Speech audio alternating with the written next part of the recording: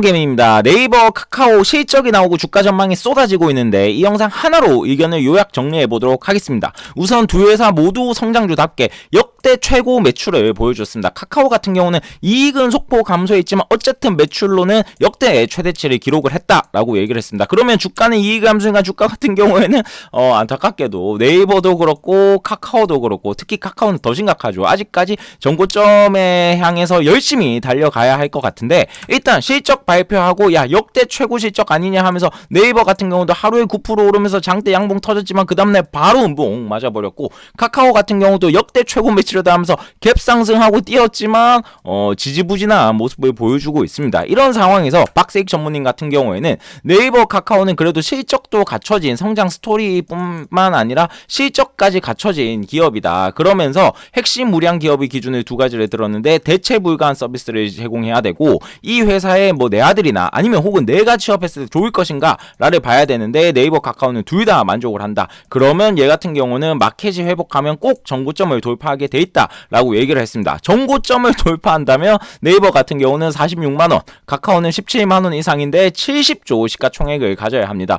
지금 네이버 영업이익이 1조 5천억, 카카오 5천억, 현재 영업이익 기준으로 PER 네이버 정말로 많이 싸지긴 한 것 같습니다. 정고점까지 간다고 했을 때 PER 45, 그래도 카카오에 비하면 조금 싼 모습이고 카카오는 정고점 PER까지 만약에 간다면 135까지 되는데 조금 비싸 보이지만 뭐 이익이 늘면 되니까 꼭 카카오도 화이팅 해줬으면 좋겠고 대체 불가 서비스를 제공하나 라고 봤었을 때 네이버 같은 경우에는 서치 플랫폼 점유율은 좀 떨어지고 있고 커머스나 페이 같은 경우는 좀 많이 상승을 해주는 모습인데 서치 플랫폼은 예전에는 정말 대체 불가가 맞았습니다. 거의 90% 가까이 사용을 했기 때문에 근데 요즘은 점점 점유율이 떨어지고 구글이 많이 치고 올라와서 물론 아직까지 50% 중후반대는 유지를 하고 있지만 아직까지는 뭐 이제 대체 불가한 느낌은 좀 없긴 사실입니다. 하지만 국내에서는 여전히 잘 나가고 있고 하이퍼클로바 X가 터져준다면 정말 대체 불가하게 되겠죠. 커머스나 페이 같은 경우에는 대체 불가까지는 아니지만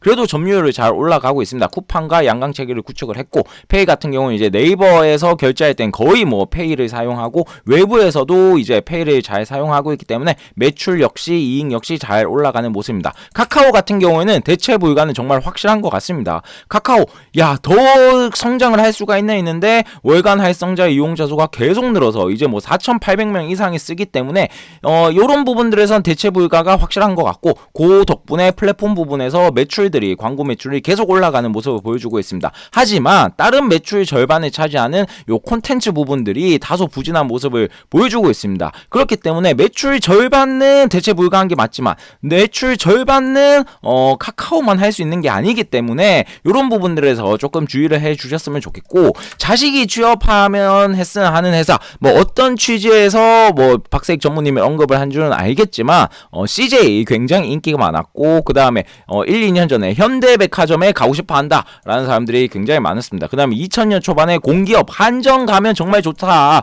라는 얘기가 많았지만 그것과 별개로 대표적인 CJ ENM 주가 10년 차트, 한국전력 10년 차트, 현대백화점 2021년부터 22년 차트입니다. 그렇기 때문에 자식이 가고 싶거나 내가 가고 싶다고 이게 주식과 연결이 될까? 어떤 취지는 알겠지만 조금 주의를 해주셨으면 좋겠습니다. 다음으로는 1100만 대표입니다. 1100만 대표 같은 경우는 네이버를 조금 더 좋게 봤다. 그렇기 때문에 네이버는 현재 들고 있는데 네이버 같은 경우는 확실히 수출이 가능한 기업이다 라고 얘기를 했습니다. 생성형 AI를 구축을 해서 뭐 한국은행이라든지 삼성전자빨 B2B로도 확대해서 매출도 가능하고 뭐 이게 커머스 트래픽 증대로도 다 활용이 가능하고 그 다음 웹툰도 상장할 수 있고 그렇기 때문에 뭐 앞으로 로봇 기술 발달이나 자금력 부분에서 살아남을 두 가지 기업을 꼽는다면 레인보우 로보틱스와 네이버 그만큼 네이버가 괜찮다라고 얘기를 했습니다. 여기 영상들의 댓글들에 조금 좀 공격적인 게 있었는데 과거에 파두를 굉장히 좋게 얘기를 하셨는데 파두 정말로 핫했죠. 어떤 의미에서 마이너스 97% 매출이 찍히면서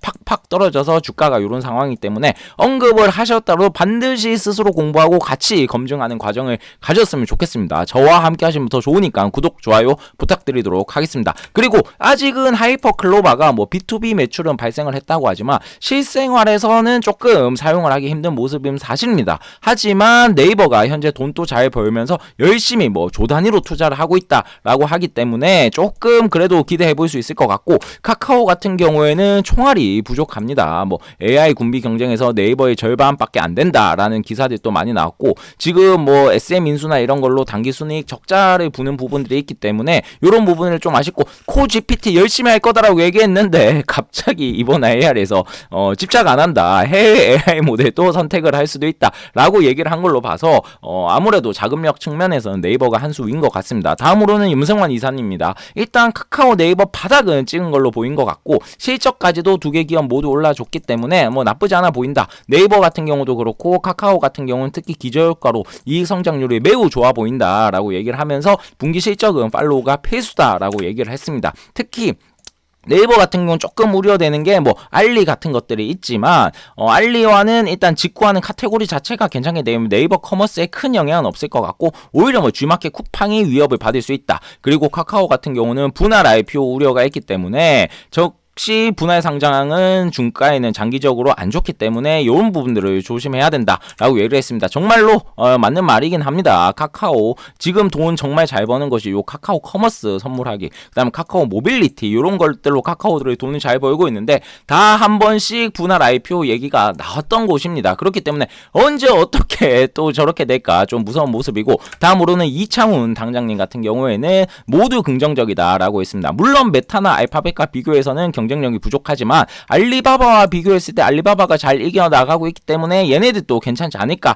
하면서 네이버를 조금 더 좋게 보는 모습입니다. 역시 지배구조 이슈가 카카오에 비해서 깔끔한 모습이고, 포시마크 인수를 했는데 얘도 괜찮았고, 웹툰 해외 IPO도 괜찮았고, 토종 인공지능 하이퍼클로바 X 같은 경우에도 과거에도 구글을 공격해서 네이버가 살아남은 것처럼 압도적으로 많은 한글 데이터를 바탕으로 조금 살아남을 수 있지 않을까 얘기를 했습니다. 하이퍼클로바 X 얘기가 굉장히 많았는데 제가 요때 주가 분석을 하면서 하이퍼클로바도 상세하게 이용해본 후기가 있는데 솔직히 지금은 많이 아쉽게 합니다. 요런 영상들 받아보고 싶으시면 구독, 좋아요 꼭 부탁드리겠습니다. 카카오 같은 경우에도 뭐 앞으로 책임감 느낀다라고 하면서 멋지게 주가에 대해서 어떻게 할 건지 발표를 했습니다. 잉여현금 30% 수준 한다고 했는데 요번에도 소각도 하고 배당도 하겠다 하면서 멋있게 했지만 뭐 둘 다 하긴 하지만 배당금 자체는 1원 늘었습니다. 그렇기 때문에 아직 시가 배당률이 뭐 0.5%에서 한참 못 미치는 수준이기 때문에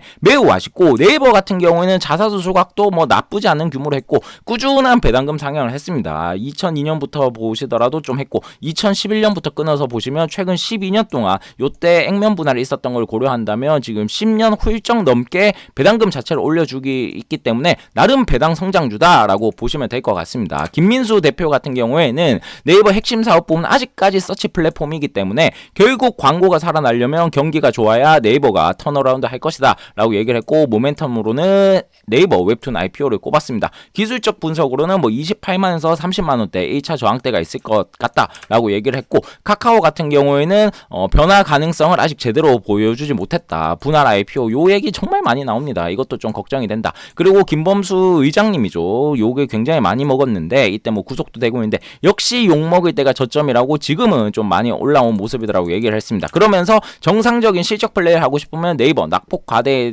따른 뭐 기술적 접근은 카카오, 그리고 관련주로는 네이버 웹툰 IPO로 Y랩, 그다음 카카오는 뭐 카뱅, 카카오페이 이런 것들을 얘기를 해줬습니다. 위기가 매수, 욕먹을 때가 매수기에 뭐 어떤 취지인지 알겠지만 요것도 저는 결국엔 결과론적이지 않나 싶은 게 22년 10월 15일에 요 데이터 센터에 카카오가 화재로 엄청나게 주가가 급락한 모습을 보여줬습니다. 요때 주가가 팍 떨어졌었는데 그 후에 반등하나 했지만 결국에는 더 떨어져 버리는 모습을 보여줬습니다. 그러 잘 생각해 주셨으면 좋겠고, 네이버 같은 경우에는 지금 웹툰 요 이슈 항상 나오죠. 웹툰에서 네이버 요 콘텐츠 부분인데 콘텐츠 부분이 매출이 항상 늘어주고 그 다음에 항상 적자로가 문제가 되는데 적자폭 역시도 계속 감소해주고 있는 모습입니다. 특히 웹툰 거래액 같은 경우에는 에비타 기준으로는 흑자를 전환을 했다고 합니다. 이런 부분들에서 IPO 모멘텀은 확실히 있는 것 같습니다. 최종 화면에는 카카오 23년 실적 분석을 띄워둘 테니 보실 분들은 꼭 보셨으면 좋겠고, 네이버 역시도 제 채널 페이지에서 확인을 해줄 수 있습니다. 잘 참고하셔서 성투하셨으면 좋겠고 구독, 좋아요 부탁드리겠습니다.